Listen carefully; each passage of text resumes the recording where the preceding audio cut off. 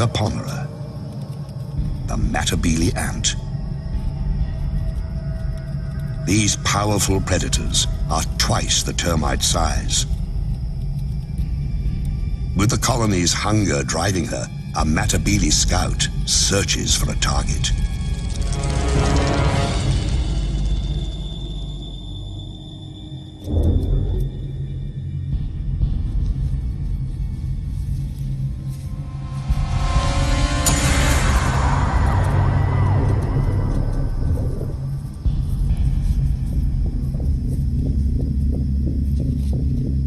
The termites know that shadow and what it means. War is coming.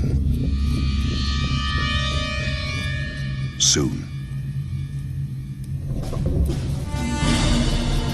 They can do nothing as the scout marks the target and a path to their home. The scout returns to the main force to recruit a raiding party from among her sisters at an abandoned termite mound the Matabele have commandeered.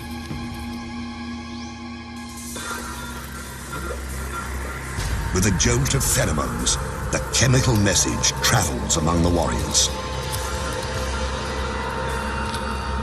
It's a perfect time to attack, early in the day, before the heat rises.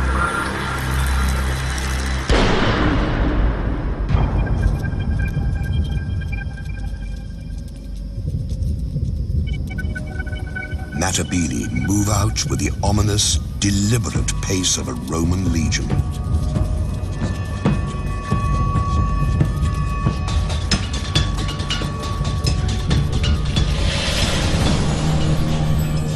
Like legionaries, the ants wear armor. Their exoskeletons can withstand all of the harshest blows. They sting with highly toxic venom. But their heaviest weapon is their jaws, able to rip opponents to shreds.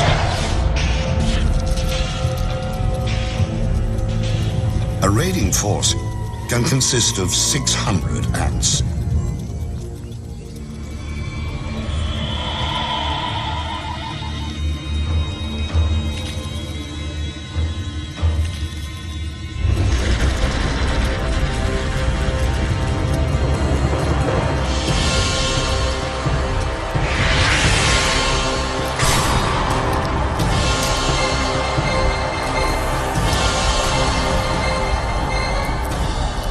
The first wave breaks the battlements, ripping open mud galleries, probing for cracks in the wood.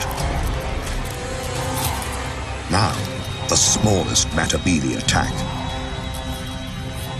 These tunnel rats make relentless forays into the termite sanctuary.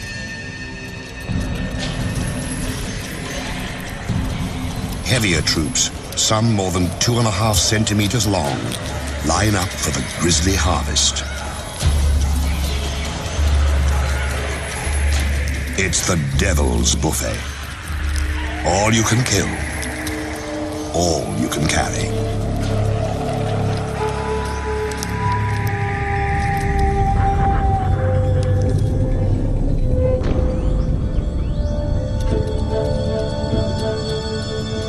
One raid might claim 4,000 victims.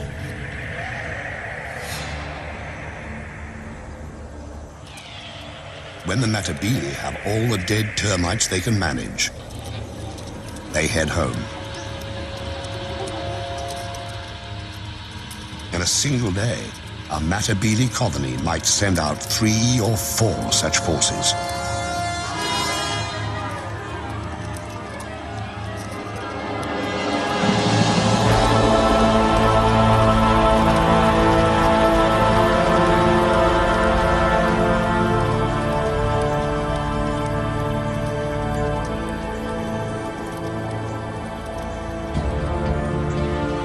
Soon, the big ants will move their base to richer hunting grounds.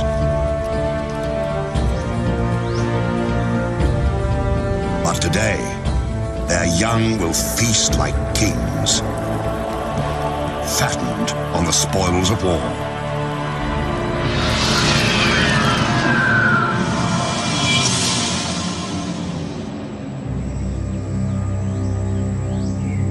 Violence is the imperial tool, wielded in many ways. Sometimes to disrupt, sometimes to control.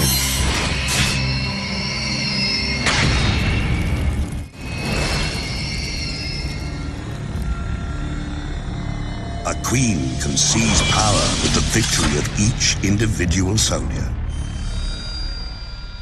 or by overwhelming force. Some empires grow so large, they send everything fleeing before them.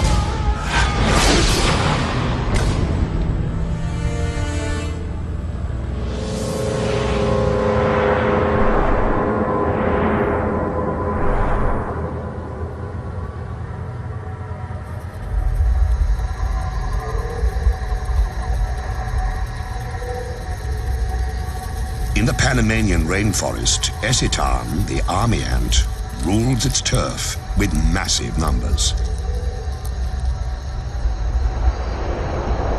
Army ants travel in deadly columns, a lethal force ever on the move. But this is not an attack. These ants, 500,000 to 700,000 of them, have been marching all night, their young in tow. Theirs is a nomadic existence, embodied in their bivouac. Army ants are their own fortress, a living, breathing domain that travels on countless legs. And those legs are strong. One Esitan hanging by its claws can support another 100 ants. For a man to match that feat, he'd have to hold up 3 armored vehicles.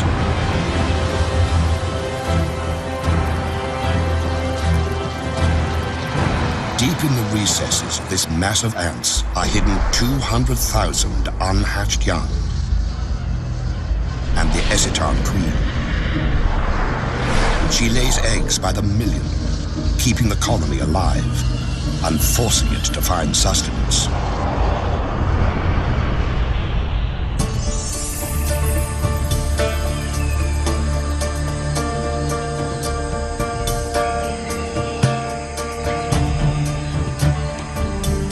Dawn, and the bivouac stirs. After a night of stillness, the colony must feed. The meter-long mass of legs and feelers rouses itself into action.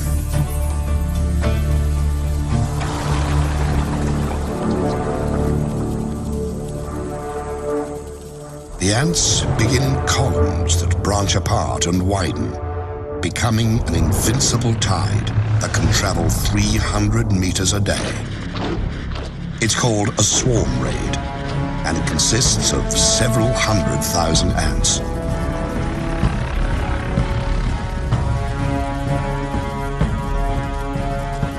The ants move in a deadly wave, 15 meters across, driving all before them.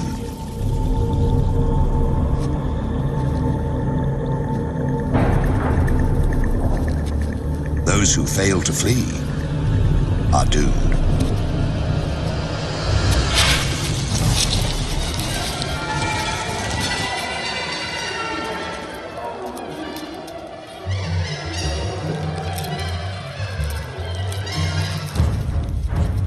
Whatever army ants can catch, they consume.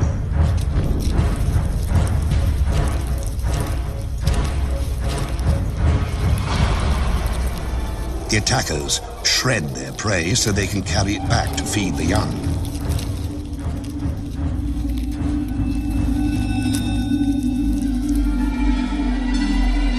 Army ants even overpower the land. They instinctively form bridges that carry the swarm over gaps and gullies. Across these living structures flows a steady stream of corpses. 30,000 a day.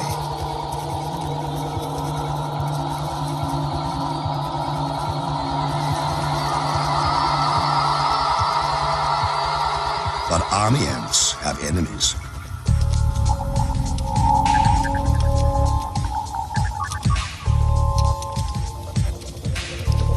Along the swarm's edges, bandits try to pick off stragglers.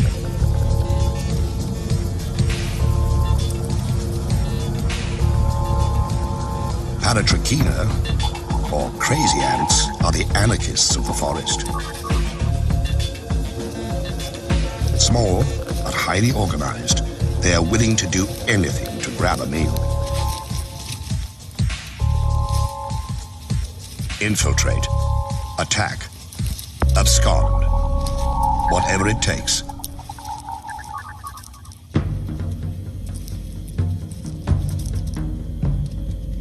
Instead of stingers, the crazy ant has spray jets that spew paralyzing venom. It lets the cruel little soldiers take down much larger opponents.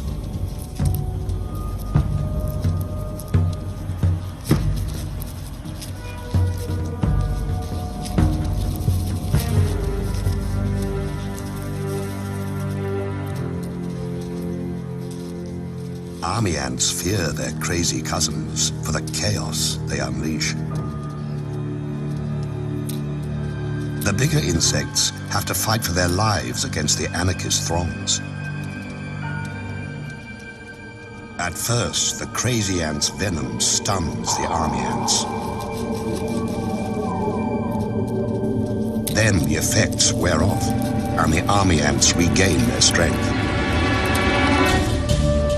They handily escape the tiny pirates and return to the business of the raid.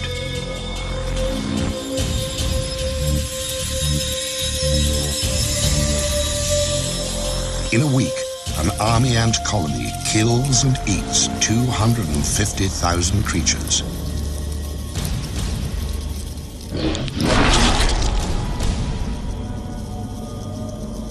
Ravaging the landscape, army ants shred its sense of order. In another kingdom, the ruler maintains control by any means necessary, even torture.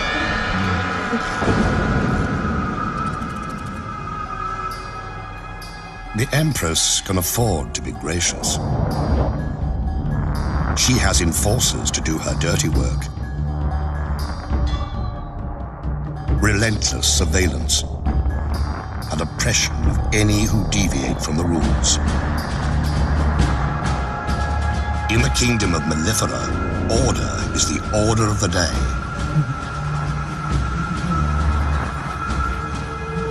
Every day. Mellifera, European honeybees, seem to lead a sweet existence, gathering pollen and turning it into gold.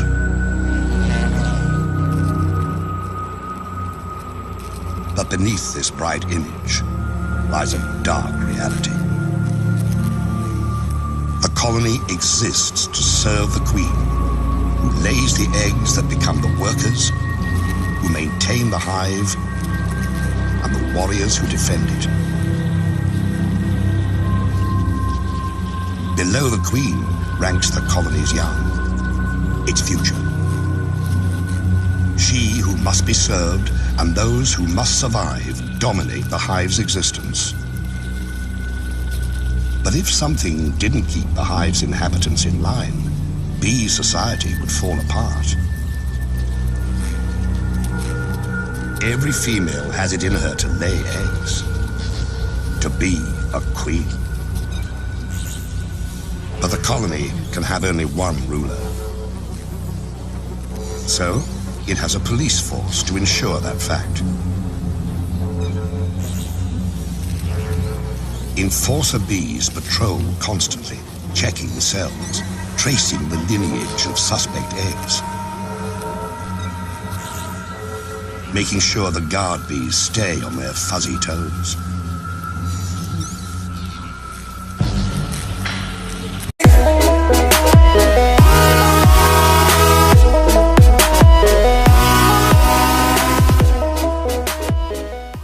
Revolutionaries.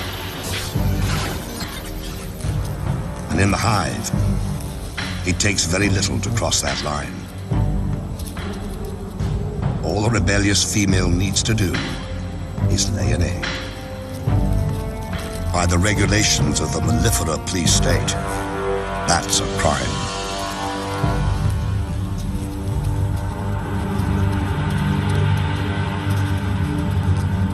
One bee is breaking the law.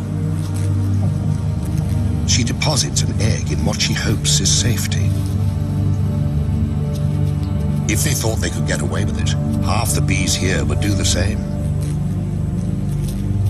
And the hive would fall into disarray. That's why police bees make their rounds, searching for evidence of insurrection.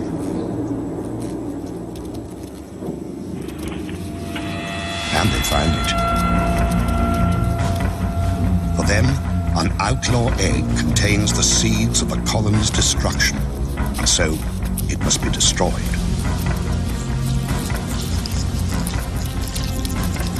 And to drive the lesson home, they brutalize the offender, keeping the hive safe and the queen's position secure.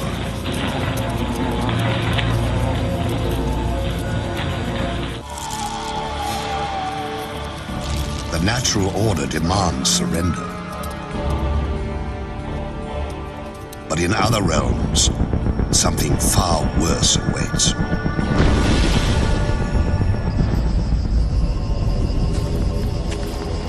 In the Imperial domain, it is not enough to rule. Others also must serve. By abduction and terror, the Empire assures itself of slaves. Warriors carry the captives into servitude. Strangers in a strange place. In Arizona, the kingdom of Polyergus needs its slaves. The queen has her consorts, the warriors, to do her bidding. All of these live royally, thanks to a servile class. Polyergus, the slave raider ant, requires slaves because the species has grown so specialized it cannot care for itself.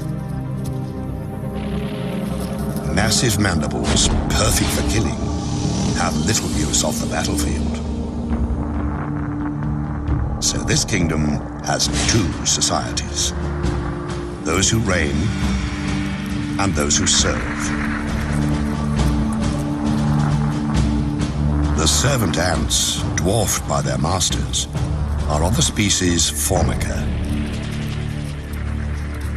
They forage for food, raise the royal young, minister to the queen's every need and those of her workers. Born into bondage, they will die slaves. But this kingdom has woes.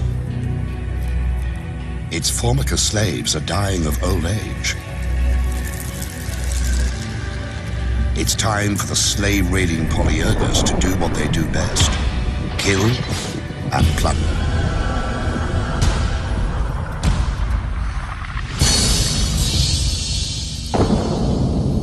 A scout has found a Formica nest. She enlists a gang of raiders. A roiling mass of red aggression, spoiling for battle. In an instant, they're off.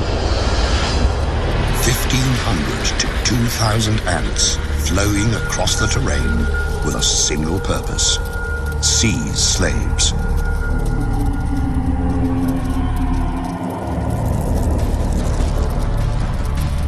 Streaming into the Formica nest, the Polyergus raiders unleash hell.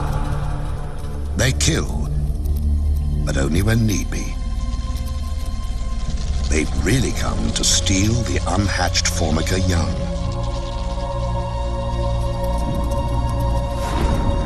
In a chilling display of single-minded oppression, Polyergus raiders blow past the startled Formica to grab as many pupae as they can.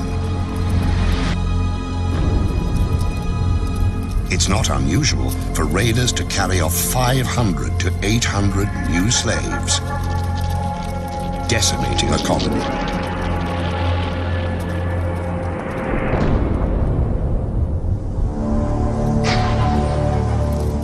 The raiders transport the kidnapped Formica brood back to their kingdom. When the stolen Formica hatch, they will believe the Polyergus nest is where they belong. Another generation of Formica will become slaves.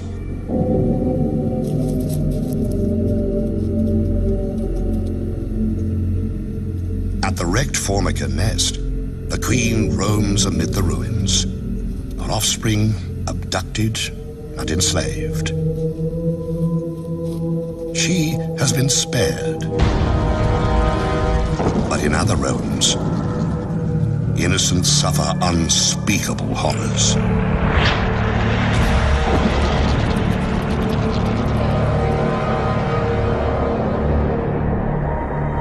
Some kingdoms steal youngsters to enslave them.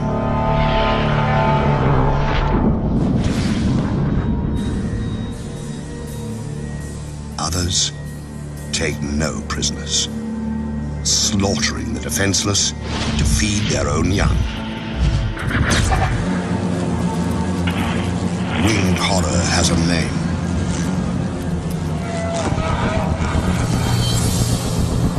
Mandarinia, the giant hornet.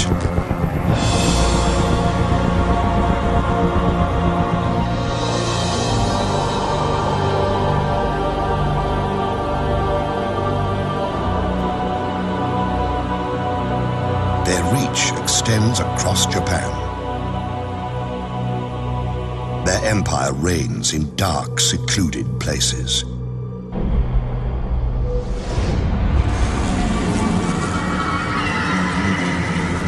These hornets are at the peak of their powers. Their queen is vigorous. Her workers are strong. Her fighters are many.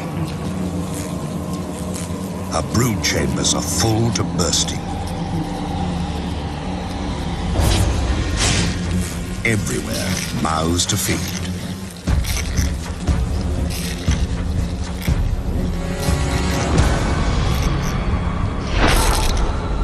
Countless larvae signal their relentless hunger by scratching at the walls of their cells. The grating drives the adult hornets into action.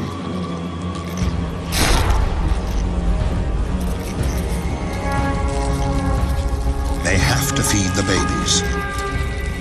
And hornet babies live on flesh, ground into meatballs, and delivered by their caregivers.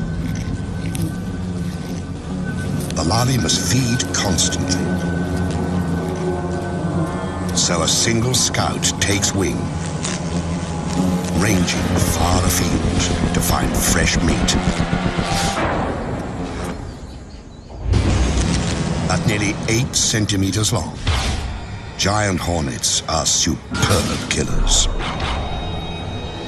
Sharp talons seize prey. Powerful jaws sever limbs and decapitate victims. Compound eyes detect the slightest movement. And this scout has found a fat, defenseless target. A hive full of mellifera, European honeybees. The scout marks it with pheromones.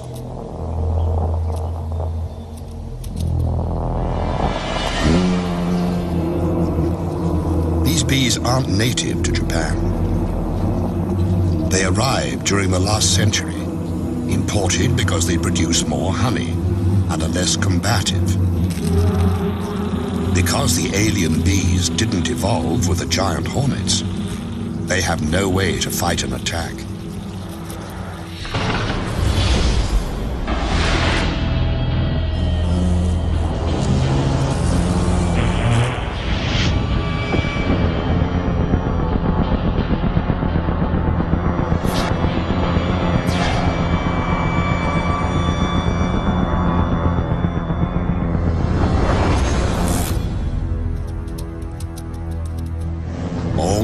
bees know to do is mass at the hive entrance. There, they prepare to fight to the death.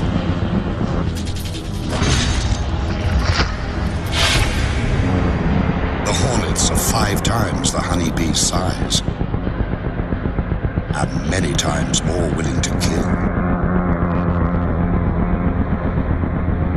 In the stillness, fierce wings and fearsome odds.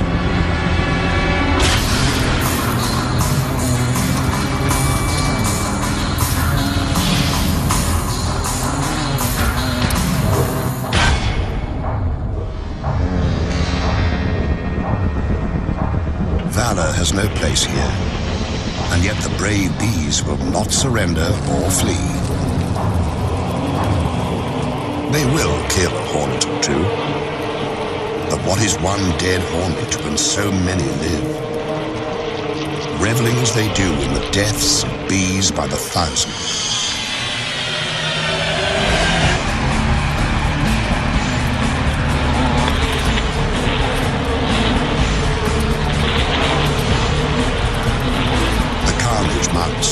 A foregone conclusion playing itself out to a horrifying end.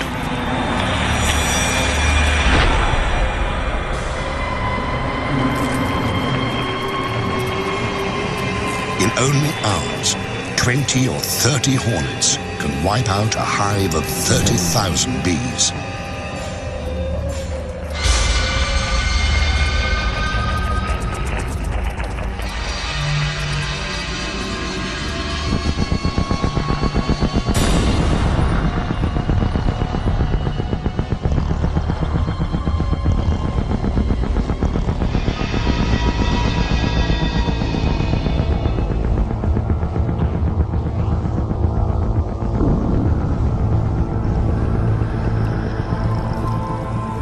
Killer hornets have reduced the defenders to a carpet of the dying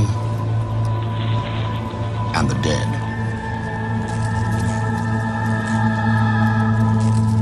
Now, they can rob at their leisure, sometimes for days. This bee colony is doomed, the victims left to rot. The raiders gorge on honey, even licking it from carcasses.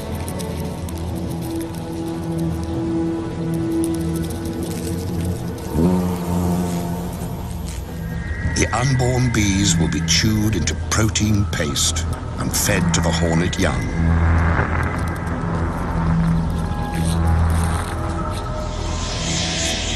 For every empire that seems invincible, there is an opponent able and ready to exploit an unexpected weakness.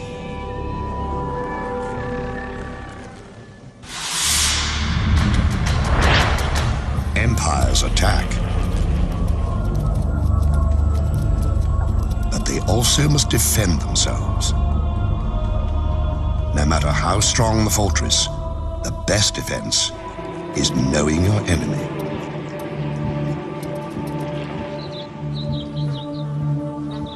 These bees have learned that lesson. For eons, they have thrived in the giant hornet's deadly shadow. The bees of Sarana know the giant hornets send scouts to find their hives. To survive, these Japanese honeybees must capture and kill the hornet scout.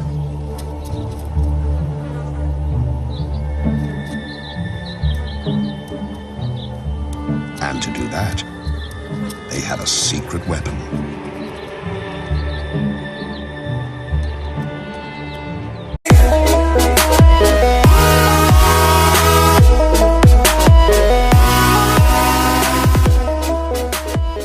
The enemy at the gate, the soldier bees pull back slightly.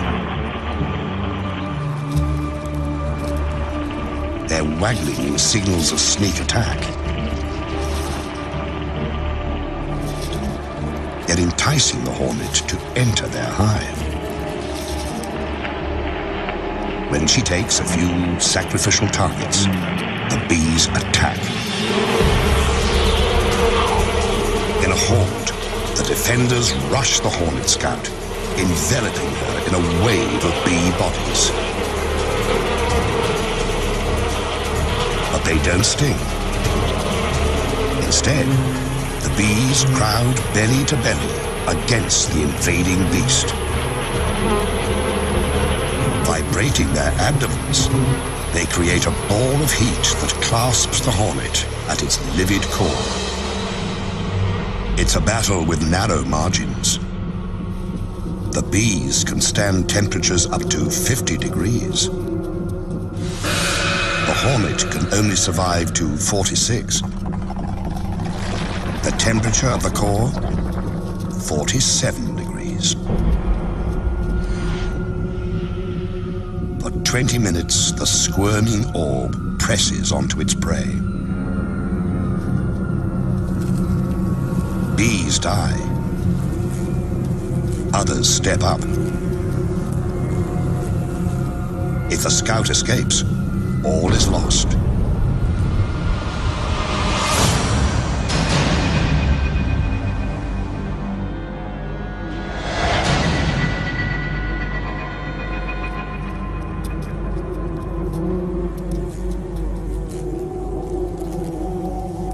Finally, the flailing and gnashing cease.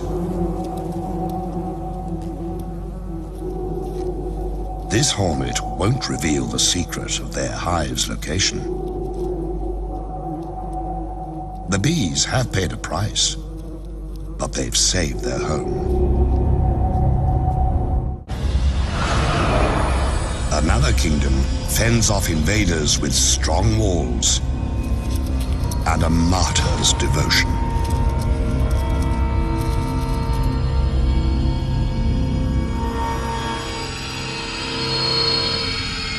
In the land of Macrotermes, jousting for territory and resources never relents.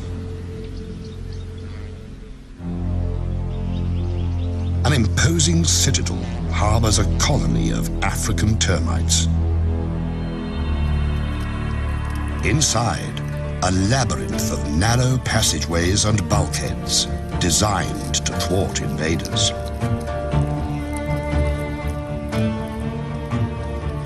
The termites are watchful, lest their citadel fall. But kingdoms' fates often are decided at their borders. A remote outpost can be all that stands between survival and the empire's collapse.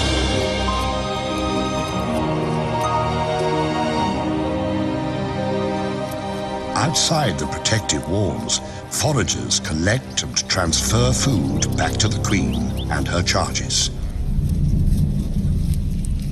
They also watch for invaders. A Matabele scout appears. With their heads, termites send a subterranean alarm that ripples through the outpost.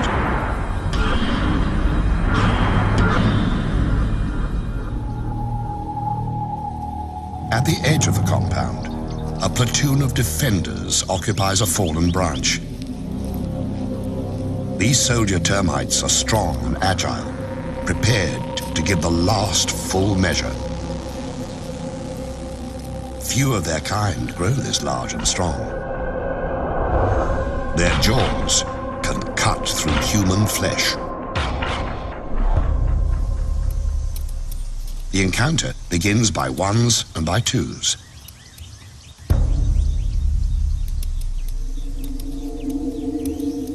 A raider infiltrates.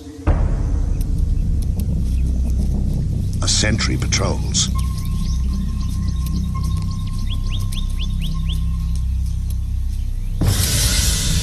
One death, and the battle is joined.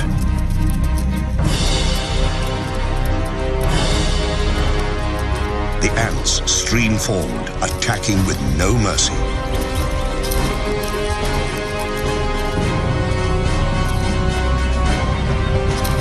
Using their mandibles, The termites attempt a defense. It's no use.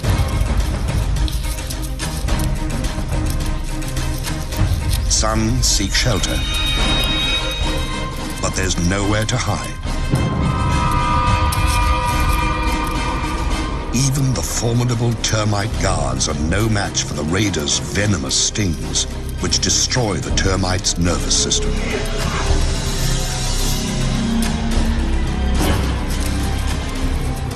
It's more feast than fight, as ants sting and slash the defenders to pieces. But the warriors who fall here do not die in vain. They stand against the Matabele tide, while their comrades in the galleries organize a last-ditch defense.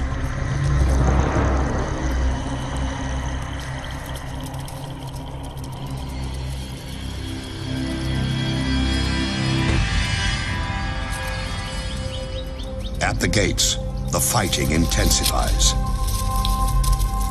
It's a classic tactic. Against superior forces, seize and hold the narrow passage. Stand your ground. Come home with your shield, or on it.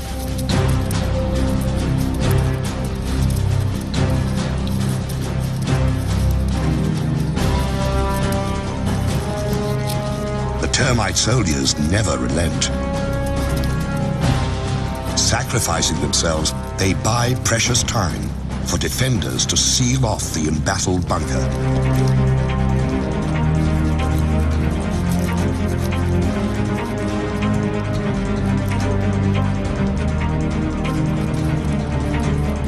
Denied entry, the Matabele withdraw to attack another day. The termite colony is safe, but at a terrible cost. The departing ants carry off hundreds of termite corpses that will nourish the invaders.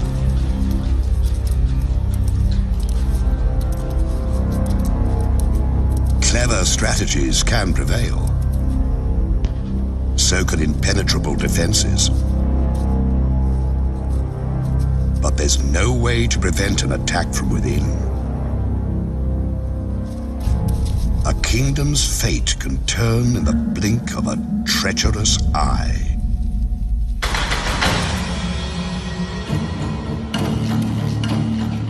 Power belongs to those who hold it, and to those who seize it. An empress is only as safe as her courtiers allow. When danger stalks the halls, rulers do well to beware. In the kingdom of Polyergus, virgin queens have to steal empires for themselves. They cannot inherit this domain. A reigning queen will tolerate no rival. So, a would-be monarch must infiltrate a Formican nest, murder its queen, and steal her identity. To start their quest, young queens join a slave raid.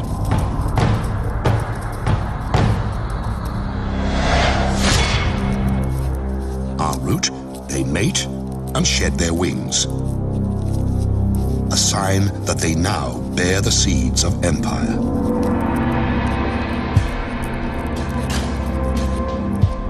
One queen has picked her target. She approaches the Formica nest, ready to seize power. But before this killer queen can attack, she must evade her quarry's protectors. She releases a pheromone. Like a chemical spell, the scent neutralizes and repels the Formica defenders. The colony's heart is where the queen is, and the interloper means to pierce that heart.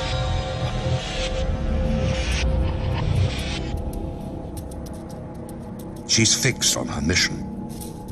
Assassinate the Queen and take her place.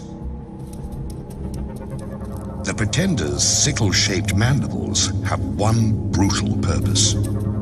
When she confronts her rival, there's no hesitation. She savages her prey. Not to eat her, but to steal her identity.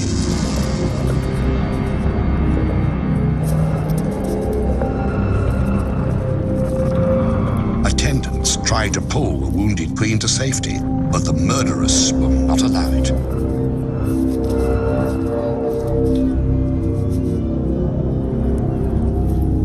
She laps up her victim's blood and rolls in her spilled fluids, thoroughly absorbing the monarch's essence.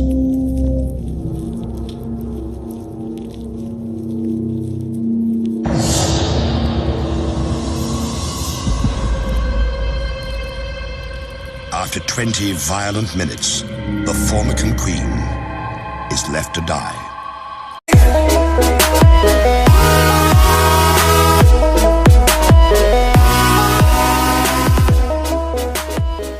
They sting with highly toxic venom, but their heaviest weapon is their jaws, able to rip opponents to shreds.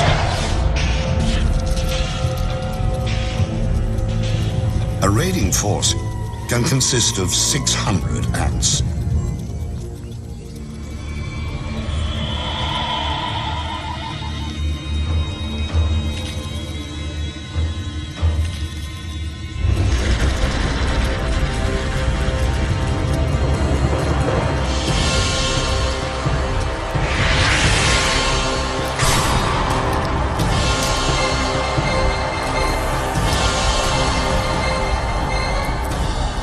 The first wave breaks the battlements, ripping open mud galleries, probing for cracks in the wood. Now, the smallest Matabele attack. These tunnel rats make relentless forays into the termite sanctuary.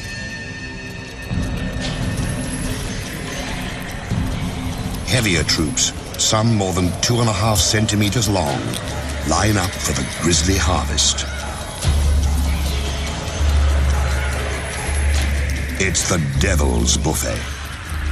All you can kill, all you can carry.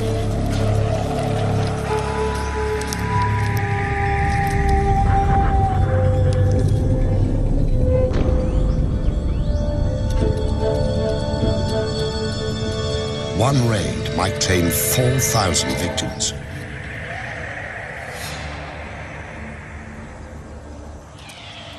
When the Matabele have all the dead termites they can manage, they head home.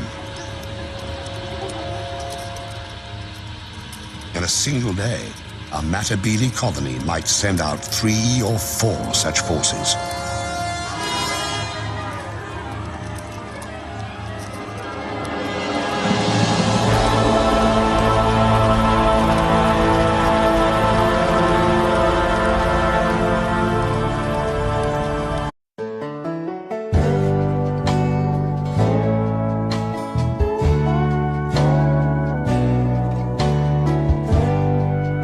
Ponera, the Matabele ant.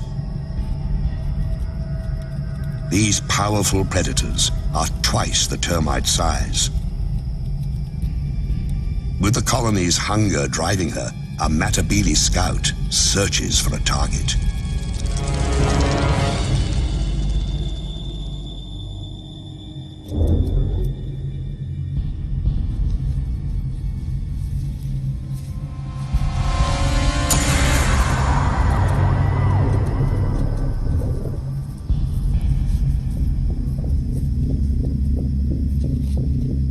The termites know that shadow and what it means.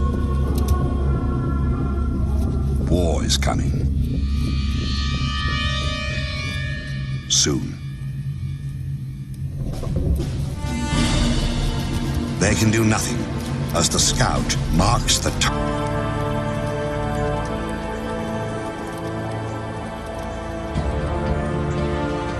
Soon, the big ants will move their base to richer hunting grounds.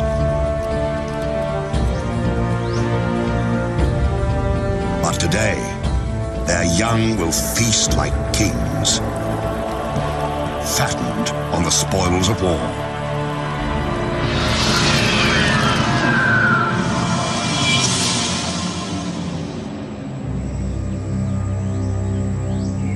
Violence is the imperial tool, wielded in many ways. Sometimes to disrupt, sometimes to control.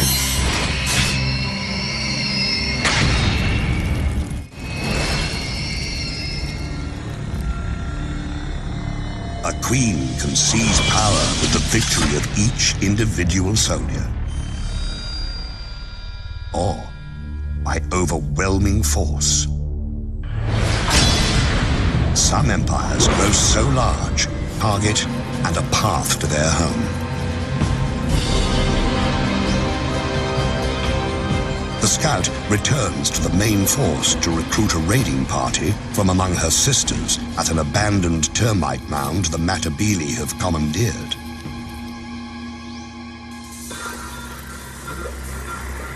With a jolt of pheromones, the chemical message travels among the warriors. It's a perfect time to attack, early in the day, before the heat rises.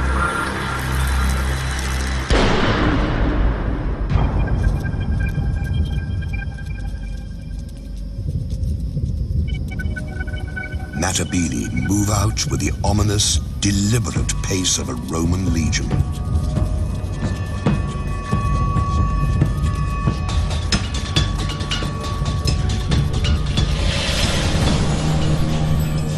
Like legionaries, the ants wear armor. Their exoskeletons can withstand all but the harshest blows.